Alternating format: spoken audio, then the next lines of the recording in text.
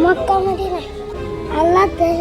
অবশেষে মাদ্রাসা পড়ুয়া সেই ভাইরাল শিশু রিফাত পবিত্র ওমরা পালনে গেছেন সৌদি আরব। সে ভাইরাল হলেও এখন ঠিক মতোই বলতে পারে জাতীয় মাছ ও ফলের নাম। এছাড়াও রিফাতের মাদ্রাসার শিক্ষক সহ মোট 6 জন গেছেন পবিত্র ওমরা হজে। রিফাতের শিক্ষক কারি আব্দুল কুদ্দুস জানান, 2023 সালে ডিবিসি নিউজের কল্যাণে সারা দেশে পরিচিতি পায় ছোট্ট শিশু রিফাত। এরপরই মূলত এবার শাহজাহান নামের এক সৌদি প্রবাসীর অর্থায়নে যাচ্ছেন শিশু রিফাত ও তার সফর সঙ্গীরা। খরচ বাবদ আনুমানিক 9 লাখ টাকার পুরোটাই দিচ্ছেন মহৎ সেই ব্যবসায়ী। শিশু রিফাতের সফর সঙ্গীরা জানান, হজে যেতে পেরে বেশ উচ্ছ্বসিত তারা। অভাব অনটনের সংসারে যেখানে কোনোদিন হজে যাওয়ার ইচ্ছে পূরণ হতো না, সেখানে প্রবাসী শাহজাহানের উদারতায় তাদের স্বপ্ন পরিণত হচ্ছে বাস্তবে। তাই দেশবাসীর কাছে সবার জন্য দোয়া করেন হজ যাত্রীরা। সবকিছু ঠিকঠাক ছিল এবং থাকলে 3রা ডিসেম্বর রাতে সৌদির উদ্দেশ্যে শিশু রিফাত ও তার সফর সঙ্গীরা দেশ ছেড়েছেন।